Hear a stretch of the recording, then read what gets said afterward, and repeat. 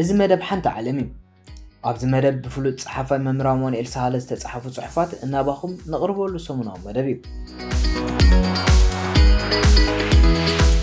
ክቡራት ተኸታተልትና ነዚ መደብ ንምክትታል ወትሩ ሰንበት ናይ ንጎስ ሰዓት 11 ቅድሚ ቀትሪ ቆፀራኹም ምስ ሃርሞኒ ሜድያ ይኹን። ኣቕራቢ እዚ መደብ ንያት ሚካኤል ሰናይ ምክትታል።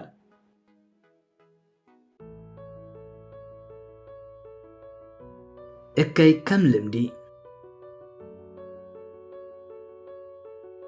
ኣብ ናይዛ ዓለም ነዊሕ ጻንሒት እኩይነት ወይ እከይ ኣገዳሲ ተራ ተጻዊት እዩ። ምስ ስልጣንን እተሓላለኸ ማሕበራዊ ንጥፈታት እናማዕበለ ኸይዱ ኣብ መጠረሽታ ድማ ናብ ልምዲ ተለዊጡ መልሓስ ተበራቢሩ ሕልና ግን ሞይቱ። ሕልና ዘይብሉ ህዝቢ ድማ ካብ ኣራዊት ምንም ፍልልይ ክህልዎ ኣይክእልን። ሃና ኣረንድ እተባህለት ብዛዕባ እቲ ብግዜ ሂትለር ሓላፊ ዝነበረ ህቡብ ጨካን ናዚስታዊ ኣይኽማን ዝምልከት መጽሓፍ ዝጸሓፈት ኣይሁዳዊት ደራሲት እያ። ኣብቲ ኢች ማን ኢን የሩሳሌም ኤ ሪፖርት ኦን ዘ ባናሊቲ ኦፍ ኢቭል ዝብል መጽሓፋ ኣብቲ ግዜ እቲ እከይ ምግባር ከም ስራሕ ዝውሰድ ነይሩ ትብል።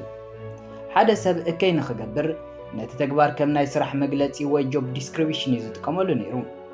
ሰብ ምቕታል ምስቃይ ከም ስራሕ ስለ ዝተወስደ እቲ እከይ ዝገብር ሰብ ስርሑ ወይ ትካላዊ ወይ መንግስታዊ ዕማሙ ዝፍጽም ዘሎ ኮይኑ ዝስምዖ ነይሩ።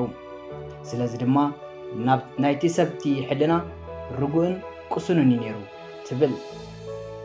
ኣብዚ ጋጣሚ እዚ ናይ ሰርጀንት ድራሩ ኤርትራዊ ፖሊስ ኣብ ሱሳታት ዘጋጠመ ክዝክር ይፈቱ። ስራሕ ኣቦይ ሳጅን ነቲ እሱር ወይ ገበነኛ ብጉስጢ ምድኳዕን ከም ዝላፋለፍን ምግባር እዩ ነይሩ። ይኹን እምበር ኣብ ሓደ እዋን ዝመጾም እሱር ወዲ ዓርኮም ይኾይኑ ጸኒሑ።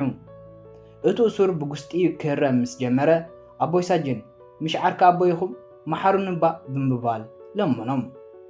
ኣቦይ ሳጅን ግን ከም ስዕብዮም ዝመለስሉ ኣታ ወዲ ተስራሕና ዲኻ ወላስ ኣይተስራሕናን ሰሪሕና ከይንበልዕ መሰናኽል ኣይትኹነና ማለቶም እዩ።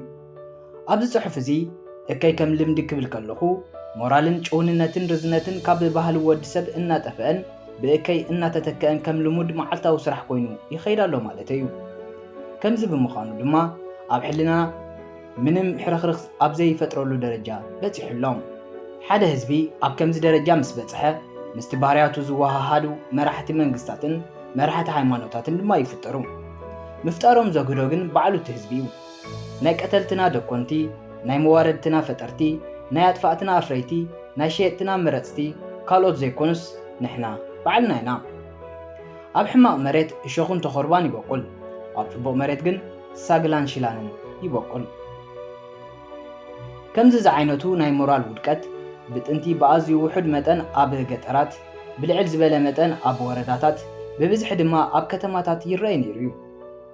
ኣብዚ ዘመንና ማለት ኣብዛ ዓለም ከም ቁሸት ተጠቕሊላትሉ ዘላ ዘመን ግን እቲ ሞራላውን ስነ መግባራውን ብከላ ንዓለምና ብምልኣ ዝመረዛ ይመስል። ኣብዚ እዋን እዚ ወዲ ሰብ ብዛዕባ ግሎባላዊ ሙቐት፣ ብዛዕባ ኣየራውን ማያውን ብከላ፣ ብዛዕባ ምጥፋእ እንስሳታት ዘገዳም፣ ብዛዕባ ምስፋን እተፈላለዩ ባላዓትን ባክተርያታትን ቫይረሳትን ይዛረብን ይጭነቕን ኣሎ። ብዛዕባ ስነ ምግባራዊ ውድቀት፣ ብዛዕባ ክልተ መልሓስነት፣ ብዛዕባ እቲ ግሎባላዊ ሃርገፍገፍን ንዓይ ጣዕመንን ሒዙ ዝመጽእ ዘሎ ናይ ኣእምሮ ሕማም ግን ገና ክዛረብ ኣይጀመረን። ስለዚ እቲ ንዓለም ከብርሳ ተቐሪቡን ኣብ ልዕሊ ኣዚ ዝንቢ ዘሎን መዓት ናይ ኣየር ለውጢ ወይ ናይ እንስሳታት ምጥፋእን ብከላን ዘይኮነስ ናይ ወዲ ሰብ ገደብ ዘይብሉ ብልሽውናን ኢሞራላዊ ኣተሓሳስባን ስዲ ኣካይዳን እዩ። ሽዑ ሰረቕቲ ቀንዲ መራሕቲ ሓሰውቲ ወነንቲ ዘይተኣደነ ሃብቲ ሸፈጥትን ቀጠፍትን ድማ ሓለፍቲ ሃገራትን ዞባታትን ይኾኑ። ስነ ምግባር ብእተፈላለየ መንገድታት ይትርጎም። ናይ መንግስታት ፖሊሲታት ብመጠን ናይቲ ዝፈጥሮ ረብሓታት ይምዘን። ንግዲ ብስርቅን ብብልሽውናን ይዕብልል። ጂኦፖለቲካዊ ፖሊሲታት ንምውናን ሓይልን ንዋትን እምበር ንስቃይን ንውርደትን ወዲ ሰብ ኣብ ግምት ኣየእትዎምን።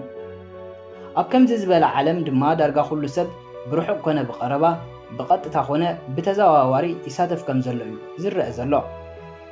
እከይ ዝገብር ዘሎ ድማ ኣይመስሎን።